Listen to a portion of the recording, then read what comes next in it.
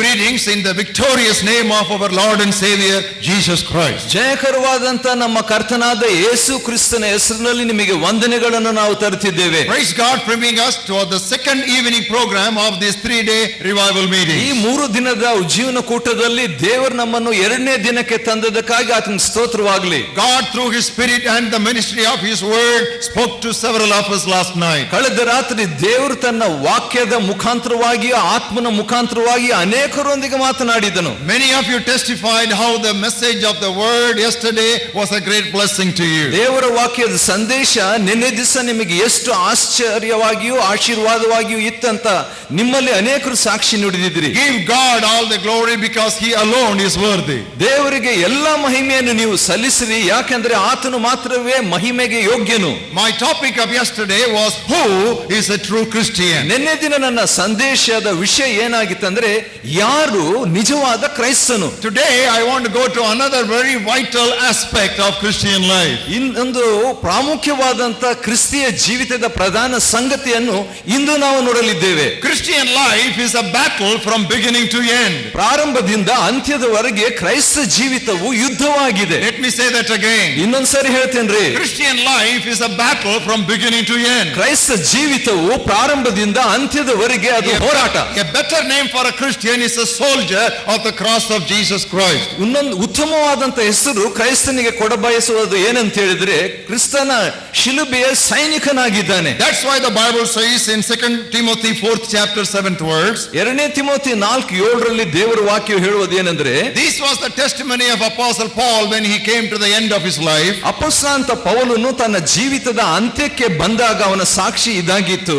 I have fought the good fight, I have finished the race and I have kept the faith. ನಾನು ಶ್ರೇಷ್ಠ ಹೋರಾಟವನ್ನು ನಾನು ಮಾಡಿದ್ದೇನೆ, ಕ್ರೈಸ್ತ ನಂಬಿಕೆಯನ್ನು ನಾನು ಕಾಪಾಡಿಕೊಂಡಿದ್ದೇನೆ ಅಂತ್ಯದವರೆಗೆ ಎಂಬುದಾಗಿ. I have fought a good fight. That means he calls Christian life a fight and a battle. ನಾನು ಒಳ್ಳೆ ಶ್ರೇಷ್ಠ ಹೋರಾಟ ಮಾಡಿದ್ದೇನೆ ಅಂದ್ರೆ ಕ್ರೈಸ್ತ ಜೀವಿತವು ಹೋರಾಟ ಅಂತ ಅರ್ಥ.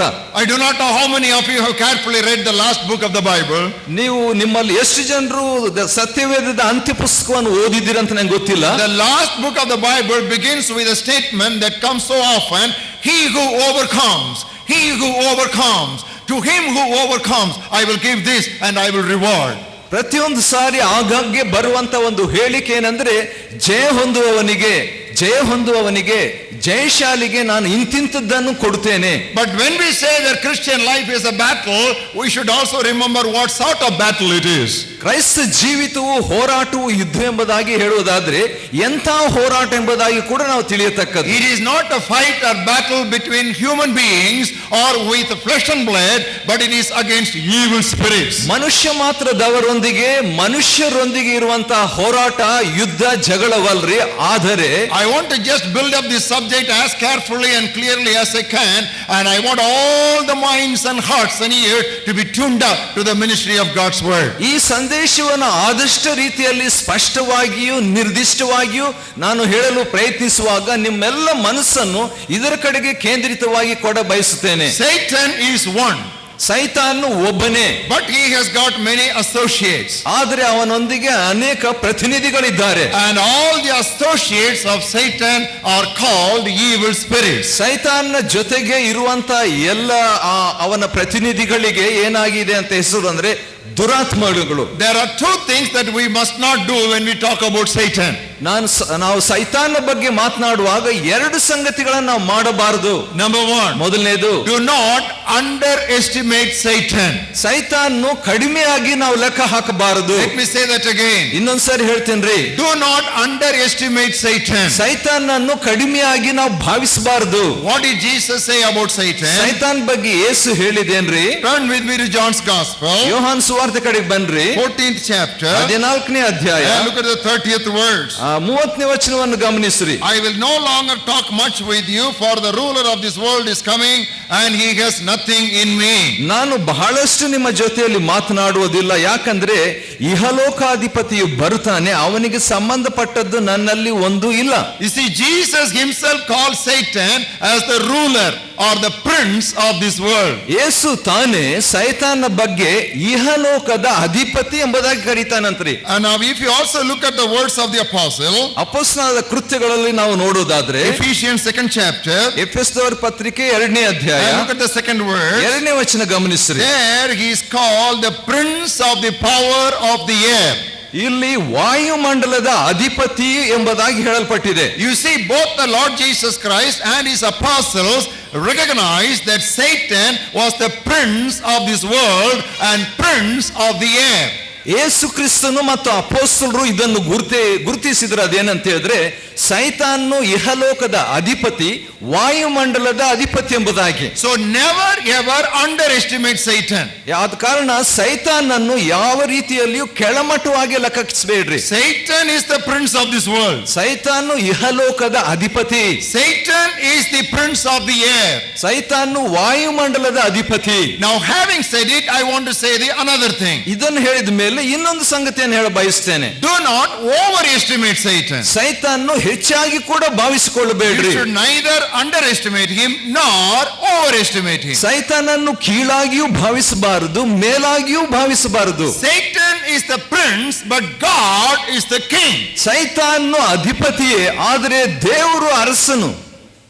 Turn with me to 1 Timothy 6th chapter. ಮೊದಲನೇ ತಿಮೋಥಿ 6ನೇ ಅಧ್ಯಾಯಕ್ಕೆ ಬನ್ರಿ. And look at the 15th verse. 15ನೇ ವಚನ ಗಮನಿಸ್ರಿ. A lot of corrections you will need to make in the course of this message. Be available. ನೀವು ಸಂದೇಶದಲ್ಲಿ ಅನೇಕ ಸಂಗತಿಗಳನ್ನು ತಿದ್ದಿಕೊಳ್ಳತಕ್ಕದ್ದು, ಆದ ಕಾರಣ ಸಿದ್ಧವಾಗಿರ್ರಿ. Who is the blessed and only potentate, the King of kings and the Lord of lords. ಕರ್ತನ ಕರ್ತನು, ರಾಜಾದಿ ರಾಜನು ಆಗಿರುವ ಆತನು ತಾನೊಬ್ಬನೇ ಆಗಿದ್ದಾನೆ. Satan is the prince, but God is the king. ಸೈತಾನು ಅಧಿಪತಿ ಆಗಿದ್ದಾನೆ, ದೇವರಾದರೂ ರಾಜನಾಗಿದ್ದಾನೆ. Satan is strong, but God is stronger. ಸೈತಾನು ಬಲಶಾಲಿ ಆಗಿದ್ದಾನೆ, ಆದರೆ ದೇವರು ಅತ್ಯಂತ ಬಲಶಾಲಿಯು. Now Satan is mighty, but God is almighty.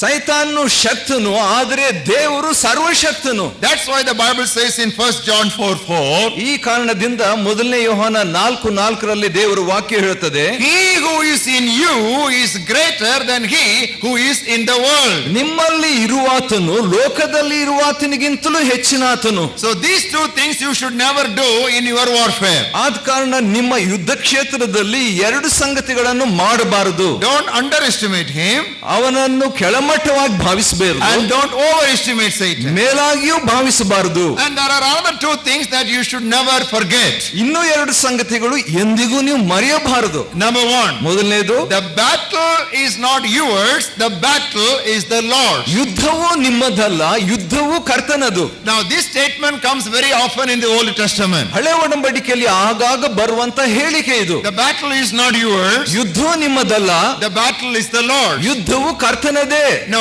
having said it, you should balance it by another truth. ಇದನ್ನು ಹೇಳಿದ ಮೇಲೆ ಇನ್ನೊಂದು ಸತ್ಯದಿಂದ ಸಮತೋಲನೆಗೆ ತರತಕ್ಕದ್ದು. God does not fight independent of us. ದೇವರು ಒಬ್ಬಂಟಿಗನಾಗಿ ಯುದ್ಧವನ್ನು ಮಾಡೋದಿಲ್ರಿ. Let me say that again. ಇನ್ನೊಂದ್ಸರಿ ಹೇಳ್ತೀನ್ರಿ, The battle is not yours, ಯುದ್ಧವು ನಿಮ್ಮದಲ್ಲ, the battle is the Lord. ಯುದ್ಧವು ಕರ್ತನದೇ. Nevertheless, ಆದ್ರೂ ಕೂಡ God does not ignore you or bypass you and do the battle all by himself. ದೇವರು ನಿಮ್ಮನ್ನು ಬಿಟ್ಟು ನಮ್ಮನ್ನು ಬಿಟ್ಟು ದಾಟಿಕೊಂಡು ತಾನಾಗಿಯೇ ಒಬ್ಬನೇ ಯುದ್ಧ ಮಾಡೋದಿಲ್ಲ. That's why the Bible says, ಅದಕ್ಕೆ ವಾಕ್ಯ ಹೇಳ್ತದೆ, fight the good fight. ಒಳ್ಳೆ ಹೋರಾಟ ಮಾಡು. That is why the apostle testifies, ಅದಕ್ಕೆ ಅಪೊಸ್ತಲ ಹೇಳ್ತಾನೆ, I have fought a good fight. ನಾನು ಶ್ರೇಷ್ಠ ಹೋರಾಟ ಮಾಡಿದೆ. So I want you to balance one truth with the other, because Christians don't balance one truth with the other. They are like a bird which tries to fly without one wing. ಕ್ರೈಸ್ತರು ಒಂದೇ ರೆಕ್ಕೆಯಲ್ಲಿ ಹಾರಾಡುವುದಕ್ಕೆ ಪ್ರಯತ್ನಿಸುವಂತವರಾಗಿರುವುದರಿಂದ ಆದುದರಿಂದ ಎರಡು ಸತ್ಯವನ್ನು ನೀವು ಸಮತೋಲನೆಯಾಗಿ ತೆಗೆದುಕೊಳ್ಳತಕ್ಕದ್ದು. So today you will hear a lot of balanced teaching, and I would like you to stay very attentive. This may totally revolutionize your thinking and your battle with evil spirits. ಆದುದರಿಂದ ಇವತ್ತು ನೀವು ಕೇಳ್ತಕ್ಕಂಥ ಈ ವಾಕ್ಯವು ಸಾಕಷ್ಟು ಅನೇಕ ಕ್ಷೇತ್ರಗಳಲ್ಲಿ ಸಮತೋಲನೆಗೆ ತರುವಂತದ್ದಾಗಿದೆ. ಆದ ಕಾರಣ ಈ ಸತ್ಯವನ್ನು ನೀವು ಸ್ವೀಕರಿಸುವಾಗ ನಿಮ್ಮ ಜೀವಿತವನ್ನು ಅದು ಕ್ರಾಂತಿಕರವಾಗಿ ಮಾರ್ಪಡಿಸುತ್ತದೆ. And I want to name this article, I want to title this message as How to Overcome Evil Spirits. ದುರಾತ್ಮಗಳನ್ನು ಜಯಿಸುವುದು ಹೇಗೆ ಎಂಬ ಹೆಸರನ್ನು ಈ ವಿಷಯಕ್ಕೆ ಸಂದೇಶಕ್ಕೆ ಕೊಡಬಯಸ್ತೇನೆ. There are 5 kinds of spirits I want to present before you tonight. ಈ ರಾತ್ರಿ ನಿಮಗೆ 5 ವಿಧವಾದ ಆತ್ಮಗಳನ್ನು ನಿಮ್ಮ ಮುಂದೆ ಇಡುತ್ತೇನೆ. There are so many evil spirits, but I want to open up before you 5 evil spirits. ಅನೇಕ ದುರಾತ್ಮಗಳು ಇವೆ, ಆದರೂ ಕೂಡ ನಿಮ್ಮ ಮುಂದೆ ಈ ರಾತ್ರಿ 5 ವಿಧವಾದಂತ ಆತ್ಮಗಳ ಬಗ್ಗೆ ಹೇಳ್ತೇನೆ. Number 1, ಮೊದಲನೇದು deceiving spirits. ವಂಚಿಸುವ ಆತ್ಮ. Number 2, ಎರಡನೇದು depressing spirits. ಮನಗುಂದಿಸುವ ಆತ್ಮಗಳು. Number 3, ಮೂರನೇದು destroying spirits. ನಾಶಪಡಿಸುವ ಆತ್ಮಗಳು. Number 4, ನಾಲ್ಕನೇದು divinatory spirits. ಕಣಿ ಹೇಳತಕ್ಕಂತ ಆತ್ಮಗಳು. And number 5, ಐದನೇದು dynastic spirits. ಆಳುವಂತ ಆತ್ಮಗಳು. Let me say that again. ಇನ್ನೊಂದ್ಸರಿ ಹೇಳ ಬಯಸ್ತೇನೆ. 5 spirits we are going to fight against. 5 ಆತ್ಮಗಳೊಂದಿಗೆ ಹೋರಾಡ್ತೇವೆ. Deceiving spirits, ವಂಚಿಸುವ ಆತ್ಮಗಳು, depressing spirits, ಮನಗುಂದಿಸುವ ಆತ್ಮಗಳು, destroying spirits, ನಾಶಪಡಿಸುವ ಆತ್ಮಗಳು, divinatory spirits, ಕಣಿ ಹೇಳುವ ಆತ್ಮಗಳು, and dynastic spirits. ಆಳಿಕೆ ಮಾಡುವ ಆತ್ಮಗಳು.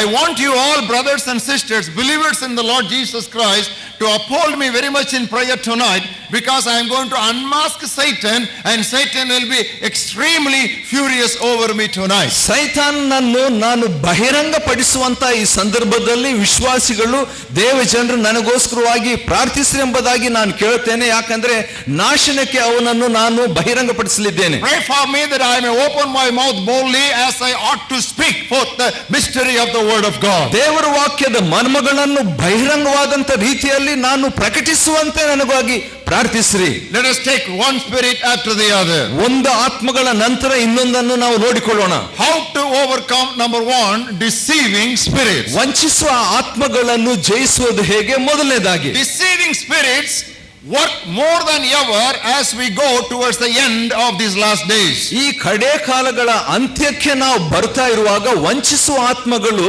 ರಭಸವಾಗಿ ಕಾರ್ಯ ಮಾಡ್ತಾವಂತೆ. Now, as I told you yesterday, we are here for a revival program, and there is no revival apart from our submission to the word of God. ನಮಗೆ ಈ ದಿವಸಗಳಲ್ಲಿ ಉಜ್ಜೀವನ ಕೂಟಗಳನ್ನು ಭಾವಿಸಿ ನಾವು ಬಂದಿದ್ದೇವೆ. ಆದರೆ ದೇವರ ವಾಕ್ಯಕ್ಕೆ ನಮ್ಮನ್ನು ನಾವು ಒಪ್ಪಿಸಿಕೊಡದಿದ್ರೆ ಉಜ್ಜೀವನವು ನಮಗೆ ಬರುವುದಿಲ್ಲ. So if you have not brought your Bibles, please share the Bible of your neighbor and see for yourself whether things are so. ನೀವು ಸತ್ಯವೇದವನ್ನು ತಾರದಿದ್ದರೆ ಈ ವಾಕ್ಯಗಳನ್ನು ನಿಮ್ಮ ಪಕ್ಕದಲ್ಲಿ ಇರುವಂತವರ ಸತ್ಯವೇದದಿಂದ ನೋಡಿ ಗಮನಿಸತಕ್ಕದ್ದು. 1 Timothy 4th chapter and 1st verse. ಮೊದಲನೇ ತಿಮೋಥಿ 4ನೇ ಅಧ್ಯಾಯ 1ನೇ ವಚನ. Now the Spirit expressly or explicitly says that in latter times some will depart from the faith, giving heed to deceiving spirits and doctrines of demons.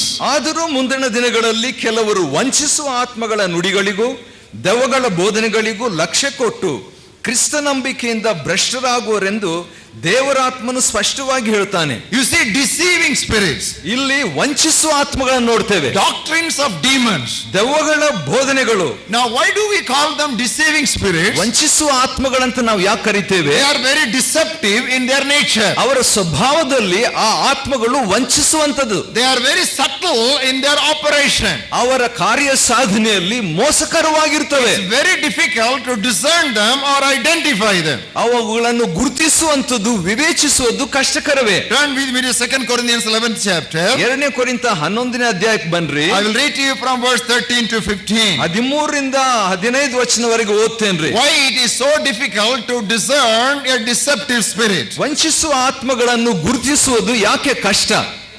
Such are false apostles, deceitful workers, transforming themselves into apostles of Christ. ಅಂತವರು ಸುಳ್ಳು ಅಪೊಸ್ತಲರು, ಮೋಸಗಾರರಾದ ಕೆಲಸದವರು, ಕ್ರಿಸ್ತನ ಅಪೊಸ್ತಲರಾಗಿ ಕಾಣಿಸಿಕೊಳ್ಳುವುದಕ್ಕೆ ವೇಷ ಹಾಕಿಕೊಳ್ತಾರೆ. And no wonder, for Satan himself transforms himself into an angel of light. ಇದೇನೋ ಆಶ್ಚರ್ಯವಲ್ಲ, ಸೈತಾನು ತಾನೇ ಪ್ರಕಾಶ ರೂಪವುಳ್ಳ ದೇವದೂತನ ವೇಷವನ್ನು ಹಾಕಿಕೊಳ್ಳುತ್ತಾನೆ. Therefore it is no great thing if his ministers also transform themselves into ministers of righteousness. ಆದುದರಿಂದ ಅವನ ಸೇವಕರು ಸಹ ನೀತಿಗೆ ಸೇವಕರಾಗಿ ಕಾಣಿಸಿಕೊಳ್ಳುವುದಕ್ಕೆ ವೇಷ ಹಾಕಿಕೊಳ್ಳುವುದು ದೊಡ್ಡದಲ್ಲ. We normally think of devil only in connection with darkness. ಸೈತಾನನ್ನು ನಾವು ಸಾಮಾನ್ಯವಾಗಿ ಅಂಧಕಾರಕ್ಕೆ ಸಂಬಂಧಪಟ್ಟು ನಾವು ಯೋಚಿಸ್ತೇವೆ. If something is dark, black, we immediately think that it is demonic and devilish. ಯಾವುದಾದ್ರೂ ಕತ್ತಲಾಗಿ ಅಂಧಕಾರವಾಗಿ ಇದ್ರೆ ಅದು ಸೈತಾನಕ್ಕೆ ಸಂಬಂಧಪಟ್ಟದ್ದು ದೆವ್ವಕ್ಕೆ ಅಂತ. Satan is no fool to come to you like that. ಸೈತಾನು ಆ ರೀತಿಯಾಗಿ ನಿಮ್ಮ ಕಡೆ ಬರ್ಲಿಕ್ಕೆ ಮೂರ್ಖನಲ್ಲ. He is a very deceptive personality. ಅವನು ವಂಚಿಸುವ ವ್ಯಕ್ತಿ ಉಳ್ಳವನು. He has got millennia of experience. ಅವನಿಗೆ ಮಿಲಿಯಾಂತರ ವರ್ಷಗಳ ಅನುಭವ ಉಂಟು. He knows your father. ಅವನು ನಿಮ್ಮ ತಂದೆಗಳ ಬಗ್ಗೆ, He knows your grandfather. ನಿಮ್ಮ ತಾತಂದ್ರ ಬಗ್ಗೆ, He knows your great grandfather. ನಿಮ್ಮ ಮುತ್ತಾತಂದ್ರ ಬಗ್ಗೆ, And he knows your great great great great grandfather beginning with Adam. ಹಿಂದೆ ಇದ್ದಂತ ಅನೇಕ ಪಿತೃಗಳ ಬಗ್ಗೆ ಆದಾಮನ ಕಾಲದವರೆಗೆ ಅವನಿಗೆ ಗೊತ್ತು. Your experience is only 30 years or 60 years or 90 years. ನಿಮ್ಮ ಅನುಭವ ಕೇವಲ 30, 60, 90 ಅಷ್ಟು. But he has got a millennia of experience. ಅವನಿಗಂತೂ ಮಿಲಿಯಾಂತರ ವರ್ಷಗಳ ಅನುಭವ ಇದೆ. So he can transform himself as an angel of light. ಆದ ಕಾರಣ ಅವನು ತನ್ನನ್ನು ಪ್ರಕಾಶವುಳ್ಳ ದೇವದೂತನಂತೆ ರೂಪ ಹಾಕೊಳ್ತಾನೆ. And he can also present him as an apostle of Christ. ಆದ ಕಾರಣ ಅದೇ ರೀತಿಯಾಗಿ ತನ್ನನ್ನು ಕ್ರಿಸ್ತನ ಅಪೊಸ್ತಲನಾಗಿ And ತೋರಿಸಿಕೊಳ್ತಾನೆ. he can also appear and act as if he is a minister of righteousness. ಆತನು ತಾನೇ ನೀತಿಯ ಸೇವಕನಾಗಿ ತೋರಿಸಿಕೊಳ್ಳೋಕೆ ನಟಿಸ್ತಾನೆ. You know, he is very deceptive. We see him right in the Garden of Eden. ಅವನು ಬಹಳ ವಂಚಕನು. ಏದೇನ್ ತೋಟದಲ್ಲಿ ಅದನ್ನ ನಾವು ನೋಡ್ತೇವ್ರಿ. What did he do in the Garden of Eden? Eden ತೋಟದಲ್ಲಿ ಏನ್ ಮಾಡ್ತಾ ಇದ್ದ? He made man and woman to doubt God's word. ಆ ಸ್ತ್ರೀ ಪುರುಷನನ್ನು ಅವನು ಏನ್ ಮಾಡ್ದ ಅಂತ ಹೇಳಿದ್ರೆ ದೇವರನ್ನು ಸಂದೇಹ ಪಡುವಂತೆ He put a question into their mind. ಅವ್ರ ಮನಸ್ಸಿನಲ್ಲಿ ಪ್ರಶ್ನೆ ಹಾಕಿದ. Has God said? ದೇವರು ಇದನ್ನು ಹೇಳಿದನೆ. Not only that, ಅಷ್ಟೇ ಅಲ್ರಿ, he made them distort God's word. ಅಷ್ಟೇ ಅಲ್ಲ, ದೇವರ ವಾಕ್ಯವನ್ನು ಹೆಚ್ಚು ಕಡಿಮೆ ಮಾಡಿಬಿಟ್ಟು. What did God tell them? ದೇವರು ಏನ್ ಹೇಳಿದ್ರು? Don't eat of that fruit. ಆ ಮರದ ಹಣ್ಣನ್ನು ತಿನ್ಬೇಡ. But what did he make them to say? ಆದ್ರೆ ಅವರನ್ನು ಏನ್ ಹೇಳುವಂತೆ ಮಾಡಿದನಂದ್ರೆ, God said don't even touch that fruit. ಆ ಹಣ್ಣನ್ನು ದೇವರು ಮುಟ್ಟಲು ಕೂಡದು ಅಂತ ಹೇಳಿದನು. You know, there is a distortion of God's word. ದೇವರ ವಾಕ್ಯ ಅಲ್ಲಿ ಬದಲಾಯಿಸಲ್ಪಡ್ತು ನೋಡ್ರಿ. And what did God say? ಆದ್ರೆ ದೇವರು ಏನೇನ್ ಹೇಳಿದನು? In the day you eat, you will surely die. ಆ ದಿನ ತಿಂದ ದಿನವೇ ನೀನು ಸತ್ತೇ ಸಾಯುವಿ ನಿಶ್ಚಯ. And what did Satan say? ಸೈತಾನ್ ಹೇಳಿದ್ದೇನು?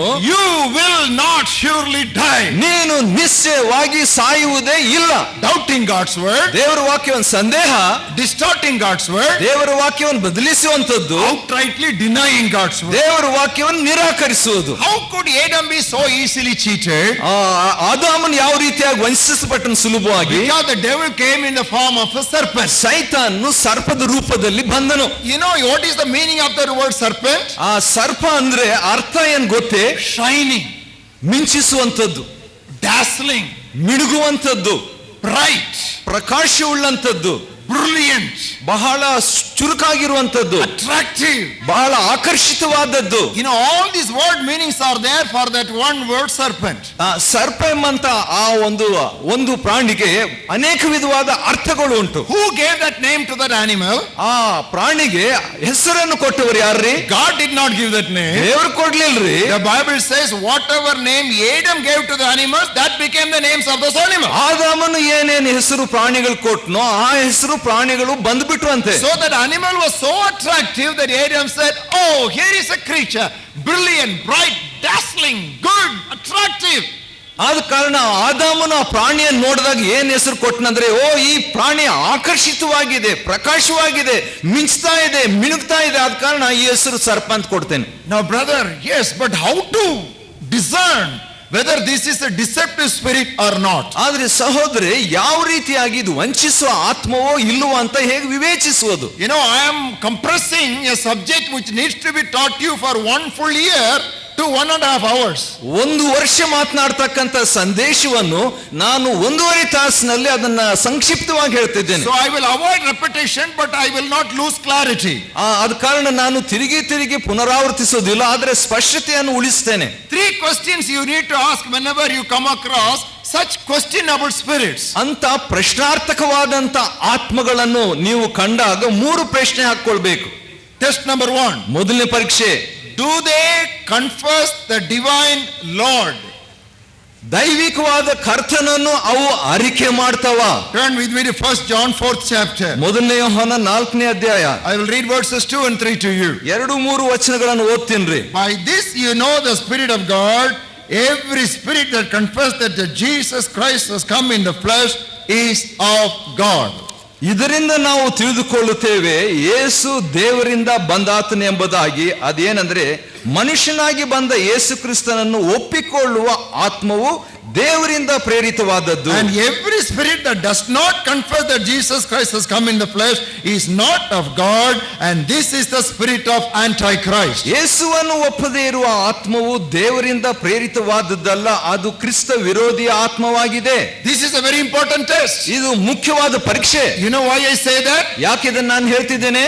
Jehovah Witnesses do not believe that Jesus Christ as Lord came in the flesh.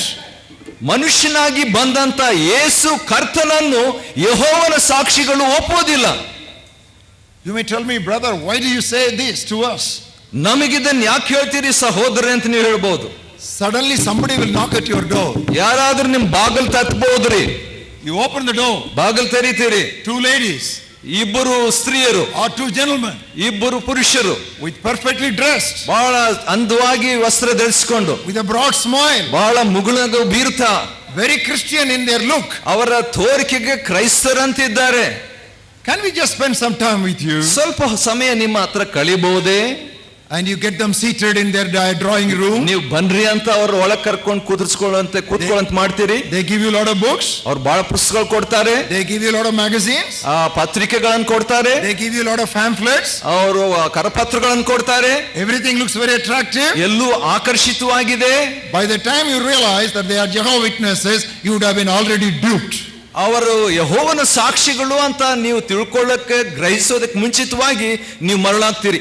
Everything will look good. ಎಲ್ಲವೂ ಚಂದವಾಗಿ ಕಾಣ್ತದೆ. But they don't believe that Jesus Christ as the Son of God came in the flesh. ಆದರೆ ಮನುಷ್ಯನಾಗಿ ಮಾಂಸದಲ್ಲಿ ಬಂದಂತ ದೇವರ ಪುತ್ರನಾದ ಯೇಸುವನ್ನು ಅವರು ನಿರಾಕರಿಸ್ತಾರೆ. Take this message as a prophetic warning to you. ಇದನ್ನು ಪ್ರವಾದನೆಯ ರೂಪದಲ್ಲಿ ನಿಮಗೆ ಬಂದ ಎಚ್ಚರಿಕೆ ಅಂತ ತೆಗೆದುಕೊಳ್ಳ್ರಿ. Prevention is better than cure. ನೀವು ಸ್ವಸ್ಥಪಡಿಸೋದಕ್ಕಿಂತಲೂ ತಡೆಗಟ್ಟುವಂತದ್ದು ಮೇಲು. To be forewarned is to be forearmed. ನಿಮಗೆ ಮುಂಚಿತವಾಗಿಯೇ ನಾವು ಎಚ್ಚರಿಕೆಯನ್ನು ವಹಿಸಬೇಕಾದ್ರೆ ನಾವು ಮುಂಚಿತವಾಗಿಯೇ ನಾವು ಸಾಧನವನ್ನು ಧರಿಸಿಕೊಳ್ತಕ್ಕದ್ದು. Whatever I am telling you tonight is for your own safety and protection. ಆದ ಕಾರಣ ಇವತ್ತು ರಾತ್ರಿ ನಾನು ಹೇಳುವಂತದ್ದು ಎಲ್ಲವೂ ಕೂಡ ನಿಮ್ಮ ಒಳ್ಳೆ ಸಂಬಂಧಕ್ಕಾಗಿಯೇ. Mormons, they also don't believe that Jesus Christ came in the flesh. Mormon ಗುಂಪಿನವರು ಕೂಡ ಯೇಸು ಮನುಷ್ಯನಾಗಿ ಬಂದನೆಂಬುದಾಗಿ ನಂಬೋದಿಲ್ಲ. There is another test that you have to put. ಇನ್ನೊಂದು ಪರೀಕ್ಷೆ ಕೂಡ ನೀವು ಕೇಳ್ತಕ್ಕದ್ದು, do they possess the divine life? ಅವರಲ್ಲಿ ದೈವಿಕವಾದ ಜೀವ ಇದೆಯಾ? How about their life? ಅವರ ಜೀವಿತ ಹೇಗೆ? If the root is holy, the branches will be holy as well. ಬೇರು ಪವಿತ್ರ ಉಳ್ಳದ್ದಾಗಿದ್ರೆ ಆ ಕೊಂಬೆಗಳು ರೆಂಬೆಗಳು ಕೂಡ ಅವು ಪರಿಶುದ್ಧ ಉಳ್ಳದ್ದಾಗಿರ್ತದೆ. Watch their lifestyle. ಅವರ ಜೀವನ ವಿಧಾನವನ್ನು ಗಮನಿಸಿರಿ. And there is a third test which is a very important test again. ಮೂರನೇ ಪರೀಕ್ಷೆ ಪ್ರಾಮುಖ್ಯವಾದದ್ದು. Do they profess the divine law book? ದೈವಿಕವಾದಂತ ದೇವರ ವಾಕ್ಯವನ್ನು ಅವರು ಅರಿಕೆ ಮಾಡ್ತಿದ್ದಾರಾ? Are they confining themselves to the teaching of God's word? ದೇವರ ವಾಕ್ಯದ ಉಪದೇಶಕ್ಕೆ ಅವರು ತಮ್ಮನ್ನು ಒಪ್ಪಿಸಿಕೊಟ್ಟಿದ್ದಾರಾ?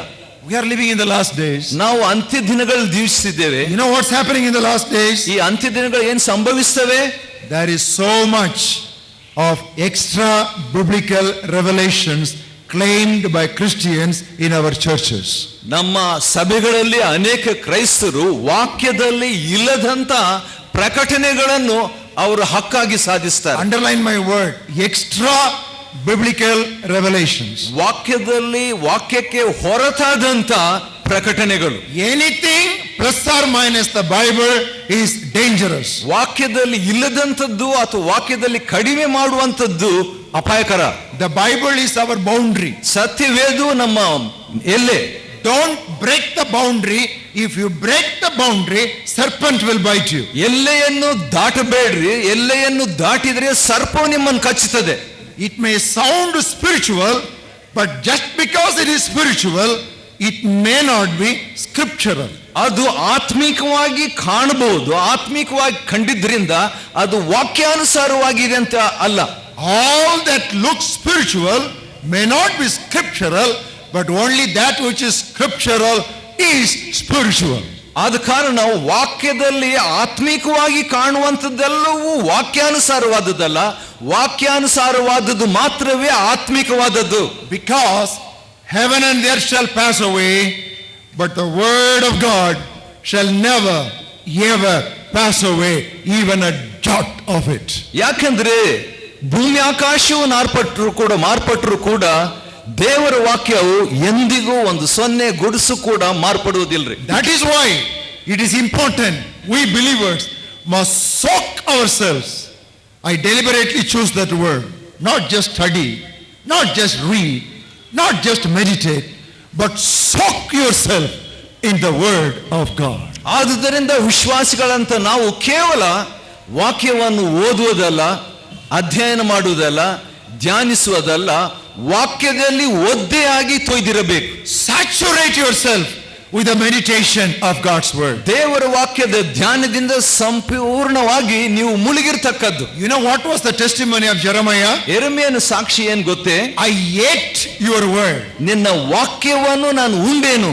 Not just reading, ಓದುದಲ್ರಿ, not a casual meditation, ಕೇವಲ ಧ್ಯಾನಿಸೋದಲ್ಲ, eating God's word, ದೇವರ ವಾಕ್ಯವನ್ನು ಉಣ್ಣುತ್ತಾ ಇರುವುದು, devouring God's word. ದೇವರ ವಾಕ್ಯವನ್ನು ಹಾಗೆ ನುಂಗುತ್ತಾ ಇರುವುದು. That's why Jesus said, ಅದಕ್ಕೆ ಯೇಸು ಅಂದನು, man shall not live by bread alone, ಮನುಷ್ಯನ್ ರೊಟ್ಟಿ ತಿಂದ ಮಾತ್ರ ಬದುಕೋದಿಲ್ಲ, but by every word that proceeds out of the mouth of God. ದೇವರ ಬಾಯಿಂದ ಹೊರಡುವ ಪ್ರತಿಯೊಂದು ಮಾತಿನಿಂದಲೂ ಬದುಕುತ್ತಾನೆ. Even if you miss your breakfast, ಒಂದು ವೇಳೆ ನೀವು ಬೆಳಗಿನ ಉಪಹಾರ ಬಿಟ್ರು, even if you miss your lunch, ಮಧ್ಯಾಹ್ನದ ಆಹಾರ ನೀವು ಬಿಟ್ಬಿಟ್ರು, even if you miss your supper, ರಾತ್ರಿ ಊಟವನ್ನು ನೀವು ಬಿಟ್ಟಿದ್ರು, beloved, please don't miss meditation of God's word. ಪ್ರಿಯರೇ, ದೇವರ ವಾಕ್ಯದ ಧ್ಯಾನವನ್ನು ದಯಮಾಡಿ ನೀವು ಕಳ್ಕೊಳ್ಬೇಡ್ರಿ, ಬಿಟ್ಬಿಡಬೇಡ್ರಿ. You can starve your stomach, but don't starve your soul. ಹೊಟ್ಟೆಗಿಲ್ಲದೆ ನೀವು ಜೀವಿಸಬಹುದು, ಆದ್ರೆ ನೀವು ಆತ್ಮವನ್ನು ವಾಕ್ಯ ಇಲ್ಲದೆ ಬಿಟ್ಬಿಡಬೇಡ್ರಿ. Only to that extent that you soak yourself and saturate yourself and submerge yourself and submit yourself to the teaching of God's word, to that extent you can exercise authority over Satan, who is the archenemy of God and man.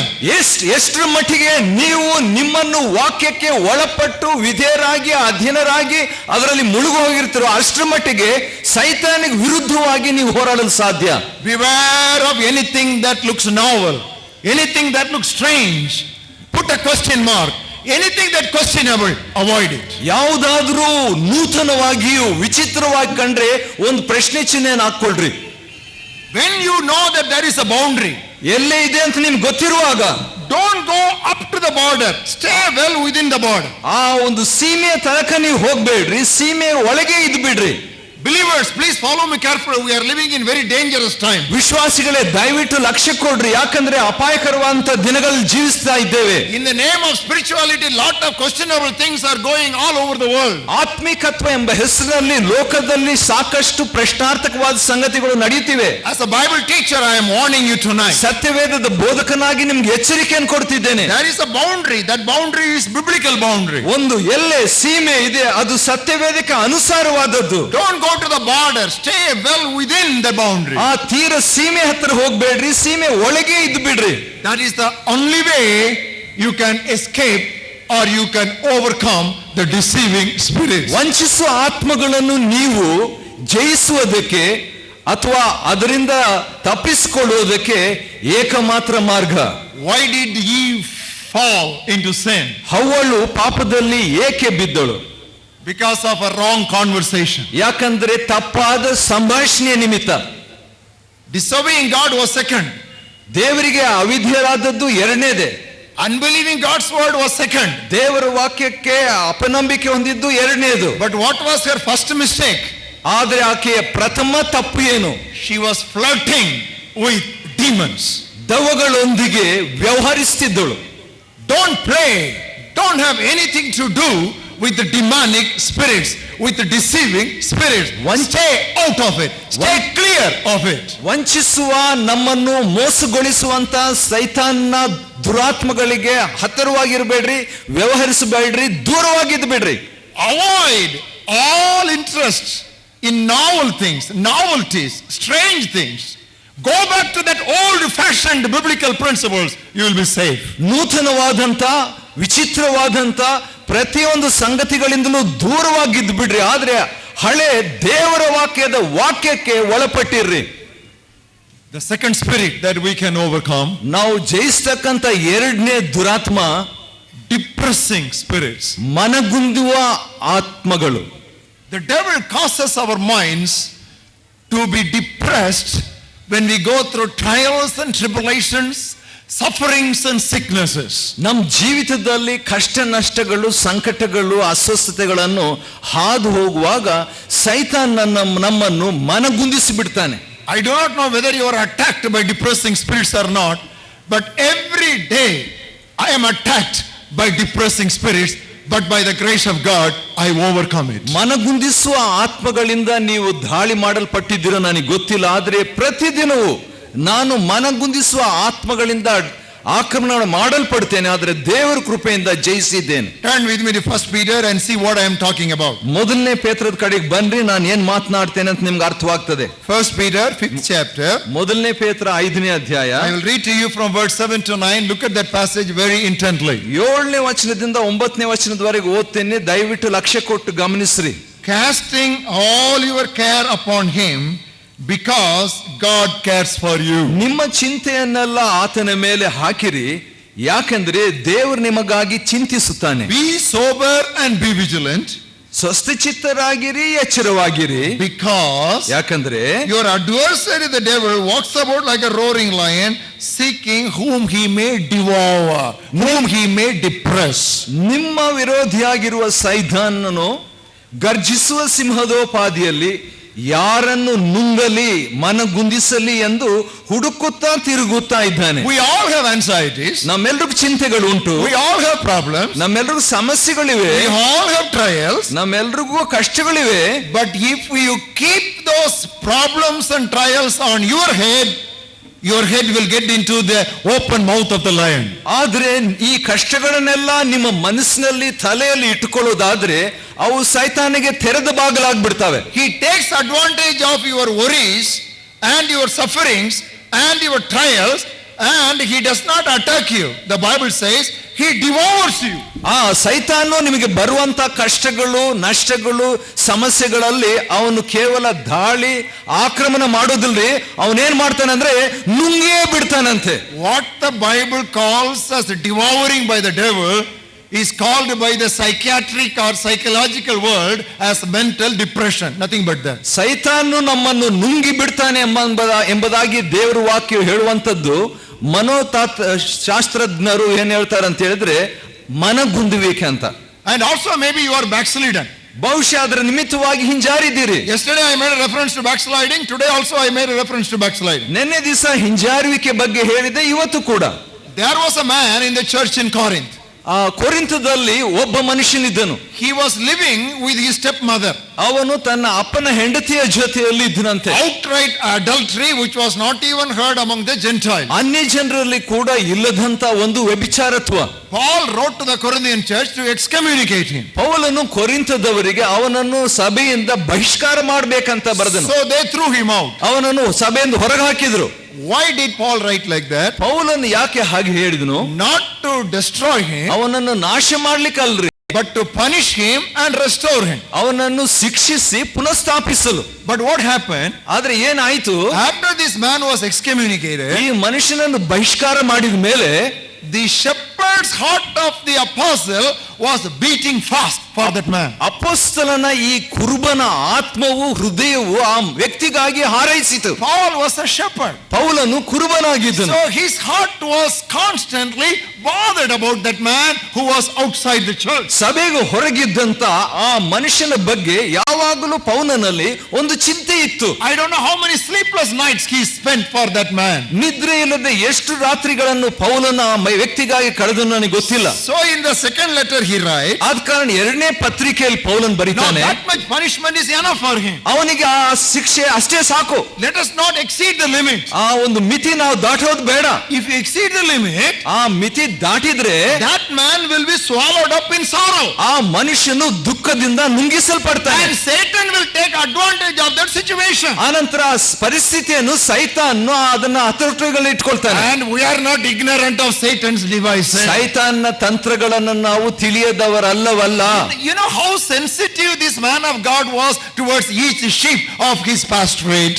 ಅವನು ನೋಡಿಕೊಳ್ಳುವಂತ ಪ್ರತಿ ಕುರಿಗಳ ಬಗ್ಗೆ ಈ ದೇವರ ಮನುಷ್ಯನು ಎಷ್ಟು ಸೂಕ್ಷ್ಮವಾಗಿದ್ದನ್ನು ಗಮನಿಸ್ರಿ. Maybe you are backslidden, ಬಹುಶಃ ಹಿಂಜಾರಿದ್ದಿ, and the devil is using your backsliding, reminding of your backsliding, to throw you into further backsliding. ಸೈತಾನು ನಿನ್ನ ಹಿಂಜಾರಿಕೆಯನ್ನು ನೆನಪು ಮಾಡಿಸಿ ಇನ್ನಷ್ಟು ನೀನು ದೂರ ದೇವರಿಂದ ಹೋಗ್ಬೇಕಂತ ಮಾಡ್ತಿದ್ದಾನೆ. He is making you to be swallowed up in sorrow, and that is the scheme, the tactics of the devil, the trick of the devil. ಸೈತಾನು ನಿನ್ನನ್ನು ಹಾಗೆ ದಾಳಿ ಹೋಗಿ ನೀವು ಆ ಮನಗುಂದುವಿಕೆಯಿಂದ ನೀವು ನುಂಗಲ್ಪಡಬೇಕೆಂಬುದು ಸೈತಾನನ ಕುತಂತ್ರ. So whether it is a financial problem, ಆರ್ಥಿಕ ಸಮಸ್ಯೆ ಇರಬಹುದು, spiritual problem, ಆತ್ಮಿಕ ಸಮಸ್ಯೆ, psychological problem, ಮನಃಶಾಸ್ತ್ರದ ಸಮಸ್ಯೆ, social problem, ಸಾಮಾಜಿಕ ಸಮಸ್ಯೆ, financial problem, ಹಣದ ಸಮಸ್ಯೆ, whatever may be the type of your problem. ಯಾವುದೇ ರೀತಿಯ ಸಮಸ್ಯೆ ನಿಮ್ದು ಇರಬಹುದು. And if that problem depresses you, ಆ ಸಮಸ್ಯೆ ನಿಮ್ಮನ್ನು ಮನಗುಂದಿಸಿದರೆ, I will tell you how you can overcome such depressing spirits. ಅಂತ ಮನಗುಂದಿಸುವ ಆತ್ಮವನ್ನು ಜಯಿಸುವುದು ಹೇಗೆ ಅಂತ ನಾನು ಹೇಳ್ಕೊಡ್ತೇನೆ. Number 1, ಮೊದಲನೇದು, meditate on the love of God. ದೇವರ ಪ್ರೀತಿಯನ್ನು ಧ್ಯಾನಿಸು. I love that statement, meditate on the love of God. ದೇವರ ಪ್ರೀತಿಯನ್ನು ಧ್ಯಾನಿಸು ಎಂಬ ಹೇಳಿಕೆ ನನಗಿಷ್ಟ. You know what the Bible says in book of Romans? ರೋಮ ಪತ್ರಿಕೆಯಲ್ಲಿ ವಾಕ್ಯ ಹೇಳೋದು ಏನ್ A ಗೊತ್ತೇ? very classic passage which I read very often. ಅನೇಕ ಸಾರಿ ನಾನು ಓದುವಂತ ಶ್ರೇಷ್ಠವಾದಂತ ವಾಕ್ಯ ಭಾಗರಿದು. Romans 8 chapter, reading from 34 to 39. ರೋಮ 8:34 39. He comes as a challenge heavily on the accuser. ಇಲ್ಲಿ ಅಪರಾಧಿಯ ವಿಷಯವಾಗಿ ಬಲವಾದ ರೀತಿಯಲ್ಲಿ ಸವಾಲು ಕೊಡ್ತಿದ್ದಾನೆ. Who is he who condemns? ಅಪರಾಧಿಗಳೆಂದು ನಿರ್ಣಯಿಸುವವರು ಯಾರು? It is as if the devil, Paul was speaking on the face of the devil. ಸೈತಾನ ಮುಖಕ್ಕೆ ಪೌಲನು ಮಾತಾಡದಂಗಿದೆ ಇದು. Hey, who are you who condemns me? ಯಾರೋ ನೀನು ಅಪರಾಧಿ ಅಂತ ನಿರ್ಣಯಿಸುವನು. It is Christ who died, and furthermore also he is risen, who is making intercession for us. ಕ್ರಿಸ್ತ ಯೇಸು ಮರಣವನ್ನು ಹೊಂದಿದ್ದಲ್ಲದೆ ಜೀವಿತನಾಗಿ ಎದ್ದು ದೇವರ ಬಲಗಡೆಯಲ್ಲಿ ಇದ್ದು ನಮಗೋಸ್ಕರವಾಗಿ ಬೇಡುವವನಾಗಿದ್ದಾನೆ. In other words, Paul was saying, ಇನ್ನೊಂದು ರೀತಿಯಿಂದ ಪೌಲನ್ ಹೇಳ್ತಾನೆ, you devil, who are you to condemn me? ನೀನು ಸೈತಾನೆ, ನೀನ್ ಯಾಕೆ ತಪ್ಪು ಹೊರಿಸ್ತಿದ್ದಿ? Did you die for me? ನೀನ್ ಸತ್ತಿದ್ದೇನೋ? Did you shed your blood for me? ನೀನ್ ರಕ್ತ ಸುರಿಸಿದ್ದೇನೋ? Sacrifice your body for me? ನಿನ್ ದೇಹ ನನಗೆ ಯಜ್ಞವಾಗಿ ಕೊಟ್ಟಿದ್ದೇನೋ? Shut up! It is Christ who died for me. It is Christ who is making intercession for me. ಬಾಯಿ ಮುಚ್ಚು, ನೀನಲ್ಲ ನನಗೋಸ್ಕರವಾಗಿ ಸತ್ತಿದ್ದು, ಕ್ರಿಸ್ತ ನನಗೋಸ್ಕರವಾಗಿ ಸತ್ತನು, ಆತನೇ ಎದ್ದು ನನಗಾಗಿ ಬದುಕ್ತಿದ್ದಾನೆ. And he says in verse 35, 35 ಆತನ ಹೇಳ್ತಾನ್ರಿ, who shall separate us from the love of Christ? ಕ್ರಿಸ್ತನ ಪ್ರೀತಿಯಿಂದ ನಮ್ಮನ್ನು ಅಗಲಿಸುವವರು ಯಾರು?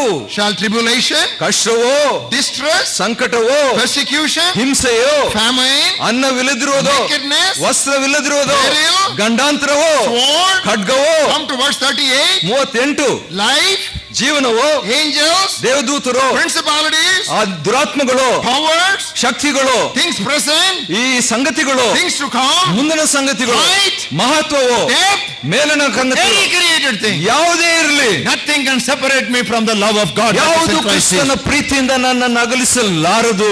Brothers and sisters, I want to tell you something. ಸಹೋದರ ಸಹೋದರಿ, ಒಂದು ಮಾತು ಹೇಳ್ತೀನಿ. When you feel depressed in your spirit, ನಿಮ್ಮ ಆತ್ಮದಲ್ಲಿ ನಿಮಗೆ ಮನಗುಂದುವಿಕೆ ಬಂದ್ರೆ, which will happen very often often in your Christian life. ಹಾಗೇಗ ನಿಮ್ಮ ಕ್ರೈಸ್ತ ಜೀವಿತದಲ್ಲಿ ಇದು ಬರುತ್ತದೆ. You know, Christian life may be wavy. Christian life may be ups and downs. ಕ್ರೈಸ್ತ ಜೀವಿತವು ಮೇಲೂ ಕೆಳಗೆ ಇರುತ್ತದೆ. Nothing is constant. ಯಾವುದು ಕೂಡ ಸತತವಲ್ಲ. But only one thing is constant in Christian life. ಕ್ರೈಸ್ತ ಜೀವಿತದಲ್ಲಿ ಒಂದು ಮಾತ್ರ ಸತತ. You know what it is? ಯಾವುದು ಗೊತ್ತೇ? The love of God. ದೇವರ ಪ್ರೀತಿ. The love of God. ದೇವರ ಪ್ರೀತಿ. The love of God is the only thing that is constant. ದೇವರ ಪ್ರೀತಿ ಮಾತ್ರ ಸತತವಾಗಿರುವಂತದ್ದು. Everything else changes. ಎಲ್ಲವೂ ಬದಲಾಗ್ತದೆ. But the love of God is constant. ಆದರೆ ದೇವರ ಪ್ರೀತಿಯು ನಿರಂತರ. What is the meaning when I say love of God is constant? ದೇವರ ಪ್ರೀತಿ ಸತತವಾದದಂದ್ರೇನು? Like his master's voice, you tune up your ears and listen to what I say now. ಯಜಮಾನನ ಸ್ವರಕ್ಕಾಗಿ ಅಂತ ಹೇಳುವಂತೆ ನೀವು ನಿಮ್ಮ ಕಿವಿಗಳನ್ನು ಸೂಕ್ಷ್ಮವಾಗಿ ಇಟ್ಕೊಳ್ರಿ. You cannot do anything to make God love you more. ದೇವರು ನಿಮ್ಮನ್ನು ಹೆಚ್ಚಾಗಿ ಪ್ರೀತಿಸುವಂತೆ ನೀವು ಏನು ಎಂದು ಮಾಡಲಾರಿರಿ. Number 2. ಎರಡನೇದು, You cannot do anything to make God love you less. ದೇವರು ನಿಮ್ಮನ್ನು ಕಡಿಮೆಯಾಗಿ ಪ್ರೀತಿಸುವಂತೆ ನೀವು ಏನು ಎಂದು ಮಾಡಲಾರಿರಿ. For some of you this may come as a revelation, but better take it. This is the sum and substance of the whole Bible. ಇದನ್ನು ನಿಮಗೆ ಕೆಲವರಿಗೆ ಇದು ಪ್ರಕಟಣೆಯಾಗಿ ಬರಬಹುದು, ಆದರೆ ಸತ್ಯವೇದ ಸಾರಾಂಶ ಇದು. You cannot do anything to make God love you more, and you cannot do anything to make God love you less. ದೇವರು ನಿಮ್ಮನ್ನು ಹೆಚ್ಚಾಗಿ ಪ್ರೀತಿಸುವಂತೆ ನೀವು ಏನೂ ಮಾಡಲಾರಿರಿ, ದೇವರು ನಿಮ್ಮನ್ನು ಕಡಿಮೆಯಾಗಿ ಪ್ರೀತಿಸುವಂತೆ ಏನೂ ಮಾಡಲಾರಿರಿ. The love of God on you is independent of what you do or what you don't do. ನೀವು ದೇವರಿಗೆ ಏನೇ ಮಾಡಿದ್ರೂ ಮಾಡದೆ ಇದ್ರೂ ಕೂಡ ದೇವರ ಪ್ರೀತಿ ಪ್ರತ್ಯೇಕವಾದದ್ದು. That is why neither height nor depth nor things present nor things future, neither angels nor principalities, anything cannot ever separate you from the love of Christ. In all these things, we are not just conquerors, praise God. We are more than conquerors, not just victory. I call it victory plus. ಆದುದರಿಂದ ನಾವು ನೋಡ್ತೀವಿ, ಮೇಲಿನ ಸಂಗತಿ ಆಗಲಿ ಕೆಳಗಿನ ಸಂಗತಿ ಆಗಲಿ, ದೇವದೂತರಾಗಲಿ ದುರಾತ್ಮಗಳಾಗಲಿ, ಯಾವುದೇ ಸೃಷ್ಟಿಯು ಕೂಡ ನಮ್ಮನ್ನು ಕ್ರಿಸ್ತನ ಪ್ರೀತಿಯಿಂದ ಅಗಲಿಸಲಾರದು. ಯಾಕಂದರೆ ನಾವು ಜಯಶಾಲಿಗಳಷ್ಟೇ ಅಲ್ಲ, ಪೂರ್ಣ ಜಯಶಾಲಿಗಳು. ಆದ ಕಾರಣ ಜಯ ಮತ್ತು ಪೂರ್ಣ ಎಂಬುದಾಗಿ. So when you feel low, I hope you understand. When you feel low in your spirits, immediately as a first step, think of the love of God that is constant, unchanging, untouchable. ಆದುದರಿಂದ ನಿಮ್ಮ ಆತ್ಮದಲ್ಲಿ ಯಾವಾಗಲೂ ಕೆಳಮಟ್ಟಕ್ಕೆ ಭಾವಿಸಿದರೆ, ಕೆಳಮಟ್ಟದ ರೀತಿಯಲ್ಲಿ ಬರುವಂತೆ ನಿಮ್ಗೆ ಅನಿಸಿದರೆ ಕೂಡಲೇ ನೀವು ದೇವರ ಪ್ರೀತಿಯನ್ನು ಧ್ಯಾನಿಸಿರಿ.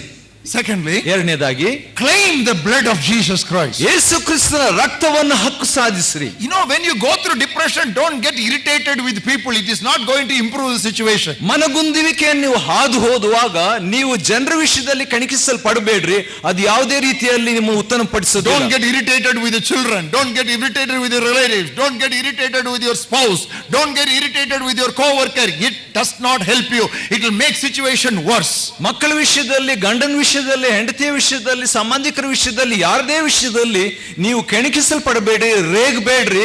ಯಾಕಂದ್ರೆ ಅದು ಪರಿಸ್ಥಿತಿಯನ್ನು ಉತ್ತಮ ಮಾಡಲಾರದು. It is a spiritual problem. ಆತ್ಮಿಕ ಸಮಸ್ಯೆ ಅದು. Spiritual problem cannot be handled by any other means. ಆತ್ಮಿಕ ಸಮಸ್ಯೆಯನ್ನು ಬೇರೆ ರೀತಿಯ ಸಾಧನದಿಂದ ಅಳವಡಿಸಲಿಕ್ಕೆ ಆಗೋದಿಲ್ಲ. Claim the blood of Jesus Christ. ಯೇಸು ಕ್ರಿಸ್ತನ ರಕ್ತವನ್ನು ಹಕ್ಕು ಸಾಧಿಸು. That's what we read in book of Revelation 12th chapter. ಪ್ರಕಟಣೆ 12ರಲ್ಲಿ ಅದನ್ನೇ ನಾವು ಓದ್ತೇವೆ. I am very happy you are all turning to the Bibles, and it really encourages me to preach because you are sincere in your listening. ನೀವೆಲ್ಲರೂ ಸತ್ಯವೇದದ ಪುಟಗಳನ್ನು ತಿರುಗಿಸೋದ್ರಿಂದ ನನಗೆ ಉತ್ತೇಜನವಾಗ್ತಾ ಇದೆ. ಯಾಕಂದ್ರೆ ನೀವು ಯಥಾರ್ಥವಾಗಿ ವಾಕ್ಯ ಕೇಳ್ತಿದ್ದೀರಿ. Now if you look at verse 11 of the 12th chapter of Revelation, ಪ್ರಕಟಣೆ 12ನೇ ಅಧ್ಯಾಯದ 11ನೇ ವಚನದ ಕಡೆಗೆ ನಾವು ಲಕ್ಷ್ಯ ಕೊಡುವುದಾದ್ರೆ, they overcame him by the blood of the lamb. ಅವರು ಯಜ್ಞದ ಕುರಿಯಾದಾತನ ಮುಖಾಂತರವಾಗಿ ಜಯ ಹೊಂದಿದ್ರು. Whom did they overcome?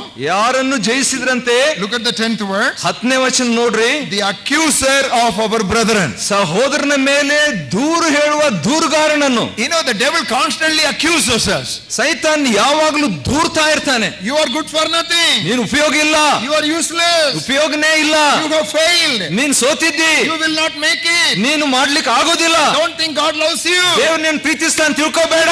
He is a liar and he is the father of lies. ಅವನು ಸುಳ್ಳುಗಾರನು, ಸುಳ್ಳಿಗೆ ಮೂಲ ಪುರುಷನು. He keeps on speaking his lies lies into your ears. ಯಾವಾಗಲೂ ನಿಮ್ ಕಿವಿಯಲ್ಲಿ ಅವನು ತನ್ನ ಸುಳ್ಳನ್ನು ಪಿಸುಗುಟ್ಟುತ್ತಾ ಇರ್ತಾನೆ. Keeps on accusing you. ಯಾವಾಗಲೂ ದೂರ್ತಾ ಇರ್ತಾನೆ. And he accuses you of your failures. ನಿಮ್ಮ ಅಪಜಯದ ಬಗ್ಗೆ ದೂರ ಹೇಳ್ತಾನೆ. What should you do? ನಾವೇನ್ ಮಾಡ್ಬೇಕ್ರಿ? You remember the blood of Jesus Christ. ಯೇಸುವಿನ ರಕ್ತವನ್ನು ನೆನಪು ಮಾಡ್ಕೊಳ್ರಿ. What does the Bible say? ಸತ್ಯವೇದ ಏನ್ ಹೇಳ್ತದೆ? The blood of Jesus Christ cleanses us from all sin. ಯೇಸು ಕ್ರಿಸ್ತನ ರಕ್ತವು ಸಕಲ ಪಾಪದಿಂದ ನಮ್ಮನ್ನು ನಿವಾರಣೆ ಮಾಡ್ತದೆ. Shall I tell you something? ಇನ್ನೊಂದು ಹೇಳ್ತೀನಿ ಕೇಳು. You cannot commit a sin that cannot be washed by the blood of Jesus. ಯೇಸುವಿನ ರಕ್ತದಿಂದ ತೊಳೆಯಲ್ಪಡದಂತ ಪಾಪವನ್ನು ನೀನು ಎಂದು ಮಾಡಲಾರಿ. Let me say that again. ಇನ್ನೊಂದ್ಸರಿ ಹೇಳ್ತೀನಿ. You may be a sinner for 50 years. 50 ವರ್ಷದಿಂದ ನೀನ್ ಪಾಪಿ ಆಗಿರ್ಬೋದು. You may be a sinner for 100 years. 100 ವರ್ಷ ನೀನ್ ಪಾಪಿ ಆಗಿರ್ಬೋದು. I challenge you. ಆದ್ರೆ ಸವಾಲ್ ಕೊಡ್ತೇನೆ. You cannot commit a sin which cannot be washed by the blood of Jesus. ಯೇಸು ಕ್ರಿಸ್ತನ ರಕ್ತದಿಂದ ತೊಳೆಯಲ್ಪಡದಂತ ಪಾಪವನ್ನು ನೀನು ಎಂದು ಮಾಡಲಾರಿ. If you believe it, say hallelujah. ನೀನ್ ನಂಬಿದ್ರೆ ಹಲ್ಲೆಲೂಯಾ ಅಂತ ಹೇಳು. Hallelujah. You cannot commit a sin which cannot be washed by the blood of Jesus. ಯೇಸು ಕ್ರಿಸ್ತನ ರಕ್ತದಿಂದ ತೊಳೆಯಲ್ಪಡದಂತ ಪಾಪವನ್ನು ನೀನು ಎಂದು ಮಾಡಲು ಸಾಧ್ಯವಿಲ್ಲ. It is not my invention or it is not my exaggeration. ಇದು ನನ್ನ ಕಂಡುಹಿಡಿಯುವಿಕೆ ಅಥವಾ ಹೆಚ್ಚಾಗಿ ಹೇಳುವಂತದ್ದಲ್ಲ. My Bible says it. ನನ್ನ ಸತ್ಯವೇದ ಹೇಳ್ತದೆ. The blood of Jesus Christ cleanses us from all. A-L-L. All means all. ನಮ್ಮ ಕರ್ತನಾದ ಯೇಸು ಕ್ರಿಸ್ತನ ರಕ್ತವು ಸಕಲ ವಿಧವಾದ ಪಾಪದಿಂದ, ಸಕಲ ಎಲ್ಲ ಪಾಪಗಳಿಂದ, ಸರ್ವ ಪಾಪಗಳಿಂದ ಶುದ್ಧ ಮಾಡ್ತದೆ. If the devil reminds you of your past, ನಿಮ್ಮ ಗತಕಾಲದ ಬಗ್ಗೆ ಸೈತಾನನು ನೆನಪು ಮಾಡಿದ್ರೆ, I will tell a secret. ರಹಸ್ಯ ಹೇಳ್ತೀನಿ. If the devil reminds you of your past, ನಿಮ್ಮ ಗತಕಾಲದ ಬಗ್ಗೆ ಸೈತಾನು ನೆನಪು ಮಾಡಿದ್ರೆ, you please remind him of his future. ದಯಮಾಡಿ ಅವನ ಭವಿಷ್ಯದ ಬಗ್ಗೆ ನೆನಪು ಮಾಡಿಕೊಡ್ರಿ. Believe it? ನಂಬ್ತೀರಾ? If the devil reminds you of your past, ನಿಮ್ಮ ಗತಕಾಲದ ಬಗ್ಗೆ ಸೈತಾನ್ ನೆನಪಿಸಿದ್ರೆ, you remind him of his future. ಅವನ ಅಂತ್ಯಕಾಲದ ಬಗ್ಗೆ ನೆನಪು ಮಾಡ್ರಿ. Not only that, ಅಷ್ಟೇ ಅಲ್ಲ, when you go through depression, ಮನಗುಂದುವಿಕೆಯನ್ನು ಹಾದು ಹೋಗುವಾಗ keep praising God. ದೇವ್ರಿಗೆ ಸ್ತೋತ್ರ ಮಾಡ್ತಾ ಇರ್ರಿ. That's very difficult. ಕಷ್ಟ ಅದು ಬಹಳ. Some of us praise God only when we feel like praising God. ಕೆಲವು ಸಾರಿ ನಮ್ಮ ಸ್ತೋತ್ರವು ನಮಗೆ ಅನಿಸಿದ್ರಷ್ಟೇ ಸ್ತೋತ್ರ ಮಾಡ್ತೀವ್ರಿ. You know what I tell Christians? ಆದ್ರೆ ಕ್ರೈಸ್ತರು ಮಾಡ್ತಕ್ಕದ್ದು ಏನಂದ್ರೆ, Praise God when you feel like praising God. ದೇವರಿಗೆ ನೀವು ನಿಮ್ಗೆ ಅನಿಸಿದ್ರಿ ಸ್ತೋತ್ರ ಮಾಡ್ರಿ. Praise God when you don't feel like praising ನಿಮ್ಗೆ God. ಅನಿಸ್ದಿದ್ರು ಕೂಡ ಸ್ತೋತ್ರ ಮಾಡ್ರಿ. And praise God until you feel like praising God. ನಿಮಗೆ ಸ್ತೋತ್ರ ಮಾಡ್ಬೇಕಂತ ಅನ್ಸೋ ತನಕ ನೀವು ಸ್ತೋತ್ರ ಮಾಡ್ತಾ ಇರ್ರಿ. We may not be always at the heights of our spirits to praise God. Yaವಾಗ- There may be times that the pull down force is so heavy that your wings of praise may not be able to shutter at all. ಯಾವಾಗ್ಲೂ ನಾವು ಸ್ತೋತ್ರದಲ್ಲಿ ಉನ್ನತ ಮಟ್ಟದ ಆತ್ಮದಲ್ಲಿ ಇರ್ತೇವೆ ಅಂತ ಅರ್ಥ ಅಲ್ಲ. ಯಾಕಂದ್ರೆ ನಮ್ಮ ಸ್ತೋತ್ರದ ರೆಕ್ಕೆಗಳು ಯಾವಾಗಲೂ ಹಾರ್ತಾ ಇರೋದಿಲ್ರಿ. It is at that time you start praising the Lord, even though the praise may look very meaningless and dry and stale. ಅಂತ ಸಮಯದಲ್ಲಿ ನೀವು ದೇವ್ರ ಸ್ತೋತ್ರ ಮಾಡ್ರಿ. ಒಂದು ವೇಳೆ ಬರಿದಾದ ಒಣಗಿದಂತ ಪರಿಸ್ಥಿತಿಯನ್ನು ನೀವು ಹಾದು ಹೋಗ್ತಿದ್ರು. You know what the Bible says? ಸತ್ಯವೇದ ಏನು ಹೇಳ್ತದೆ ಗೊತ್ತೇ? They walked through the valley of Baca. ಅವರು ಬಾಕಾದ ಕಣಿವೆಯನ್ನು ಹಾದು ಹೋದ್ರು. What is the valley of Baca? ಕಣಿವೆ, ಬಾಕಾದ ಕಣಿವೆ ಏನು? It is a valley of thorns and thistles and bushes. You cannot pass through it without labor and tears. ಕಷ್ಟ ಕಣ್ಣೀರು ಇಲ್ಲದೆ ಆ ಮುಳ್ಳು ಪೊದೆ ಇರುವಂತ ಆ ಒಂದು ಕಣಿವೆಯನ್ನು ಹಾದು ಹೋಗ್ಲಿಕ್ಕೆ ಆಗೋದಿಲ್ಲ. It is a valley of weeping. ಅದು ಕಣ್ಣೀರಿನ ಒಂದು ತಗ್ಗು. As they pass through the valley of weeping, ಕಣ್ಣೀರಿನ ತಗ್ಗನ್ನು ನೀನು ಹಾದು ಹೋಗುವಾಗ they make it a pool of blessing. ಅದು ಸಮೃದ್ಧಿಯ ಒಂದು ಆಶೀರ್ವಾದದ ಒಂದು ಕೊಳೆ ಆಗ್ತದೆ. God does not make it a pool of blessing. You make it a pool of blessing. ದೇವರು ಅದನ್ನು ಆಶೀರ್ವಾದದ ಕೊಳವನ್ನಾಗಿ ಮಾಡುವುದಿಲ್ಲ, ನೀವು ಅದನ್ನ ಆ ರೀತಿಯಾಗಿ There ಮಾಡ್ತಕ್ಕದ್ದು. was a woman in the Old Testament. ಹಳೆ ಒಡಂಬಡಿಕೆಯಲ್ಲಿ ಒಬ್ಬ ಸ್ತ್ರೀ, Her name was Hannah. ಹನ್ನ ಅಂತ ಆಕೆ ಹೆಸರು. Her life was filled with bitterness and his spirit was loaded with anguish. ಆಕೆಯ ಆತ್ಮವು ಕಹಿ ಭಾವನೆ, ಚಿಂತೆಯಿಂದ ತುಂಬಿ ಹೋಗಿತ್ತು. What did she do? ಆಕೆ ಏನ್ ಮಾಡಿದ್ಲು? She went to the temple of the Lord. ದೇವರ ಆಲಯಕ್ಕೆ ಹೋದ್ಲು. She lifted her heart to the Lord. ತನ್ನ ಹೃದಯವನ್ನು ಕರ್ತನ ಕಡೆಗೆ, She poured her heart before the Lord. ತನ್ನ ಹೃದಯವನ್ನು ಕರ್ತನ ಮುಂದೆ ಸುರಿಸಿದ್ಲು. Her anguish was so much that the priest in charge thought that she was drunk. ಅಲ್ಲಿ ಎಷ್ಟರ ಮಟ್ಟಿಗೆ ಆಕೆ ಶೋಕವಾಗಿ ದುಃಖಿಸ್ತಾ ಇದ್ಲಂದ್ರೆ ಅಲ್ಲಿದ್ದಂತ ಯಾಜಕನು ಈಕೆ ಕುಡಿದು ಮತ್ತಳಾಗಿರ್ಬೋದು ಅನ್ಕೊಂಡ. Agony, ಸಂಕಟ, bitterness, ಕಹಿ ಭಾವನೆ, conflicts, ಹೋರಾಟ, depression. ಮನಗುಂದುವಿಕೆ. She poured it before the Lord. ಅದನ್ನು ದೇವರ ಮುಂದೆ ಹೊಯ್ದಳು. You know what the Bible says? ಸತ್ಯವೇದ ಏನು ಹೇಳ್ತದೆ? After that, ಅದಾದ ಮೇಲೆ she was not sad. ದುಃಖವಾಗಿರ್ಲಿಲ್ಲ. That's what happens. ಅದೇ ಆಗೋದ್ರಿ. That's what happens. ಅದೇ ಆಗೋದ್ರಿ. When you go into the presence of the Lord, ದೇವರ ಸನ್ನಿಧಿಗೆ ಹೋಗುವಾಗ, even if you don't feel like going and praying, ದೇವರ ಹತ್ರ ಹೋಗಿ ಪ್ರಾರ್ಥಿಸಬೇಕಂತ ಅನಿಸಿದ್ರು, don't feel like going and praising, ದೇವರ ಹತ್ರ ಹೋಗಿ ಸ್ತೋತ್ರ ಮಾಡ್ಲಿಕ್ಕೆ ಇಷ್ಟ ಇಲ್ದಿದ್ರು, drag your feet into the presence of God. Drag your feet into the presence of the Lord, and there is deliverance. ನೀವು ನಿಮ್ಮ ಪಾದಗಳನ್ನು ದೇವರ ಸನ್ನಿಧಿಗೆ ಎಳಕೊಂಡು ಹೋಗ್ರಿ, ಅಲ್ಲಿ ಬಿಡುಗಡೆ. And that is the time you also should increase Bible meditation. ಅಲ್ಲಿಯೇ ಕೂಡ ನೀವು ಹೆಚ್ಚಾಗಿ ಸತ್ಯವೇದ ಧ್ಯಾನಿಸಬೇಕು. What is the use? How many times I have read this Bible. What is the use? That's what you will feel. ಎಷ್ಟು ಸಾರಿ ಈ ಸತ್ಯವೇದ ಓದಿದ್ದೀನಿ, ಏನ್ ಪ್ರಯೋಜನ ಅಂತ ಅನಿಸ್ಬೋದು. I feel like that. ನನಗಂಗ ಅನಿಸ್ತದೆ. I am studying the Bible for 45 years regularly. I feel like that. 45 ವರ್ಷ ಸತ್ಯವೇದ ನಾನು ಅಧ್ಯಯನ ಮಾಡ್ತಿದ್ದೆ, ನನಗಂಗ ಅನಿಸ್ತದೆ. When the suffering is very intense, your interest is gone. ಸಂಕಟ ತೀಕ್ಷ್ಣವಾದಾಗ ಆಸಕ್ತಿ ಕುಂದಿ ಹೋಗ್ತದೆ. I don't feel like reading the Bible. Satyaveda ಓದ್ಬೇಕಂತ ಅನಿಸೋದಿಲ್ಲ. What do I do? ಏನ್ ಮಾಡ್ಬೇಕು? What do I do when I don't feel like reading the Bible?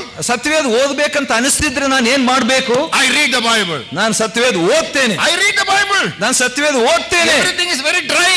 ಪ್ರತಿ ದಿನವೂ ಬರಿದಾಗಿದ್ರೆ, nothing is interesting.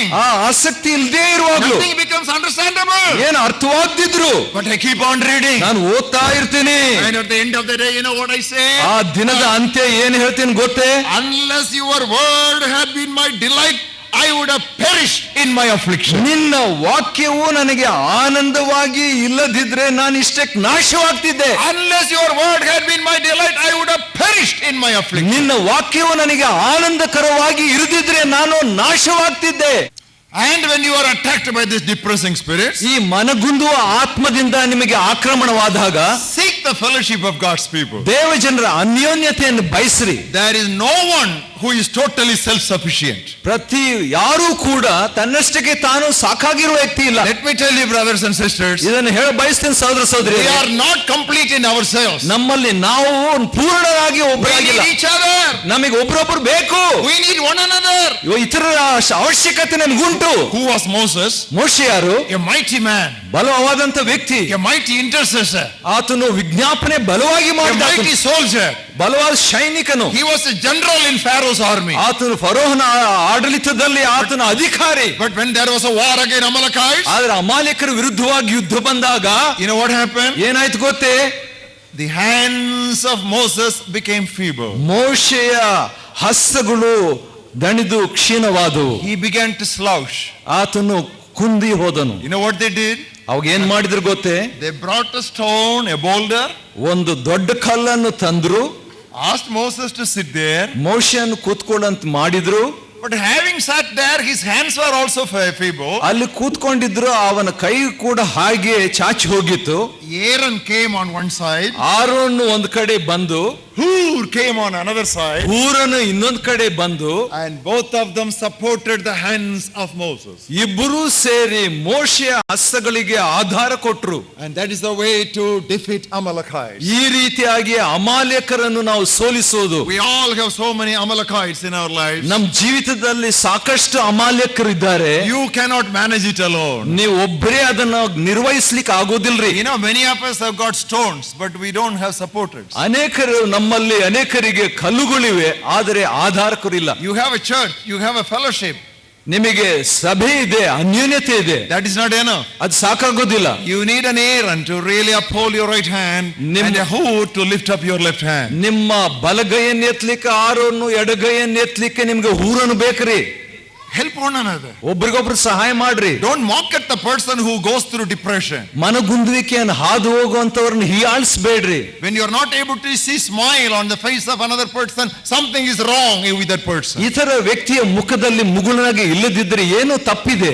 Help that person. ಆ ವ್ಯಕ್ತಿಗೆ ಸಹಾಯ ಮಾಡ್ರಿ. Give support for either hand. ಇಬ್ಬರು ಎರಡು ಕೈಗಳನ್ನು ಕೂಡ ಎತ್ತುವಂತೆ ನೀವು ಸಹಾಯ ಮಾಡ್ರಿ. That is how we can overcome the enemy. ಆ ರೀತಿಯಾಗಿ ವೈರಿಯನ್ನು ನಾವು ಜಯಿಸ್ತೇವೆ.